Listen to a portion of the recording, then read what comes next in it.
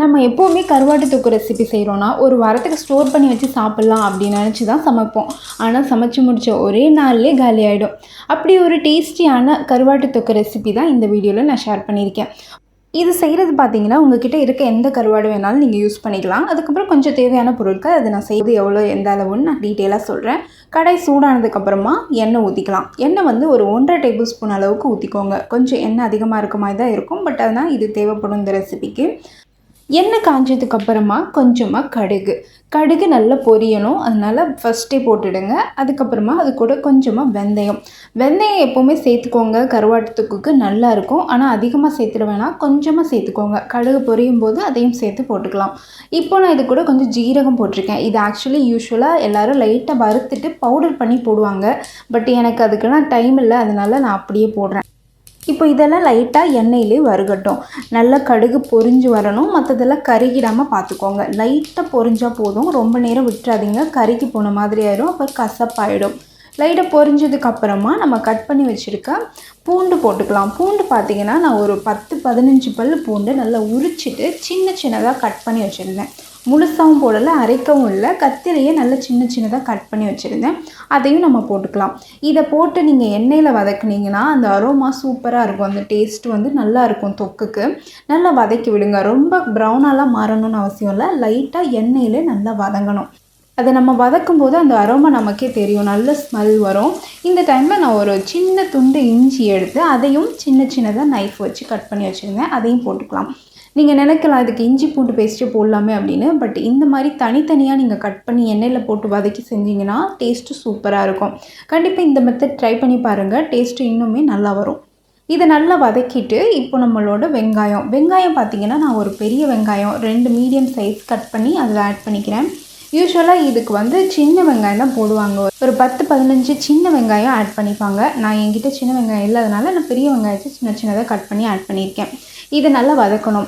இதில் main matter வந்து இந்த வெங்காயம் வதங்குறது தான். வெங்காயம் பார்த்திங்கன்னா நம்ம பிரியாணிக்கு வதக்குவோம் இல்லையா, ஒரு ப்ரௌனிஷ் கலரில் மாறும் இல்லையா, வறுத்த மாதிரி, அந்த அளவுக்கு வதக்கணும். நல்ல எண்ணெயிலே அந்த அளவுக்கு வர அளவுக்கு வதக்கிக்கோங்க.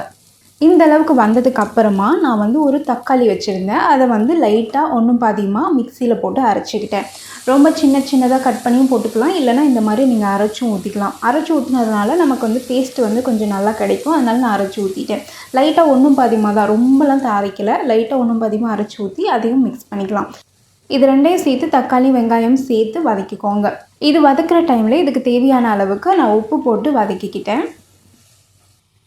இப்போது இதில் ஒரு முக்கியமான இன்க்ரீடியன்ட் பார்த்திங்கன்னா இதில் இந்த கொரியாண்டரை எடுத்துகிட்டு சின்னதாக கட் பண்ணி மிக்ஸி ஜாரில் போட்டு அது கூட கொஞ்சமாக பச்சை மிளகாய் ஒரு 2 பச்சை மிளகாவை கட் பண்ணி போட்டுக்கோங்க.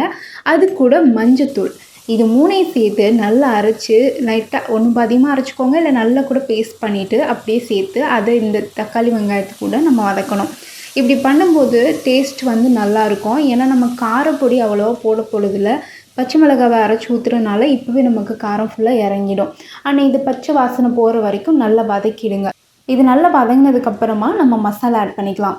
என்னோடய மசாலா பார்த்திங்கன்னா நான் குழம்பு மசாலா கொஞ்சம் வச்சுருந்தேன். அது கூடவே கொஞ்சம் கரம் மசாலா எல்லாமே மிக்ஸ் பண்ணது, அது எல்லாத்தையும் போட்டு ட்ரையாக அப்படியே அந்த பேன்லேயே வதக்கணும். தீஞ்சிடாமல் நல்லா வதக்கிக்கோங்க. தண்ணி ஊற்றிடாதீங்க, நல்லா அந்த பச்சை ஸ்மெல் போகணும். வதக்கும்போது இந்த மாதிரி தான் ட்ரையாக இருக்கும். அதனால தண்ணி ஊற்றிடாமல் லைட்டாக கொஞ்சம் நல்லா வறுத்ததுக்கு அப்புறமாட்டி தண்ணி ஊற்றிக்கலாம். இப்படி பண்ணும்போது உங்களுக்கு தண்ணி ஊற்றிட்டோன்னா பச்சை வாசனை அப்படியே இருக்க மாதிரி இருக்கும். 1 வீக் ஸ்டோர் பண்ணி வைக்கலாம், கஷ்டமாக இருக்கும். கொஞ்ச நாள்லே கெட்டு போகிற மாதிரி இருக்கும். நல்லா வதக்குனதுக்கு அப்புறமா தண்ணி ஊற்றிட்டு கொஞ்சமாக தண்ணி சேர்த்து வதக்கிக்கோங்க. லைட்டாக தண்ணி சேர்த்து வதக்குனதுக்கப்புறமா அந்த பச்சை வாசனை போயிடும். அதுக்கப்புறமா கொஞ்சமாக புளி கரைச்சி ஊற்றிக்கோங்க. நான் ஒரு தக்காளி தான் போட்டேன். இது வந்து லாங் லாஸ்டிங் வேணும் அப்படின்னா நம்ம கண்டிப்பாக புளி ஊற்றி ஆகணும். புளி பார்த்திங்கன்னா ஒரு பெரிய லெமன் சைஸ் அளவுக்கு நான் எடுத்திருந்தேன். அதை நல்லா கரைச்சி அதையும் இதில் சேர்த்து ஊற்றிக்கலாம். என்னோடய புளி பார்த்திங்கன்னா ரொம்ப கருத்து போன புளி, அதனால ரொம்ப கருப்பாக இருந்துச்சு. இந்த கிரேவி இது வதங்கி வரும்போது கொஞ்சம் நல்ல கலரு வந்து கொஞ்சம் கருப்பாக டீப் ப்ரௌனுக்கு மாறிடுச்சு.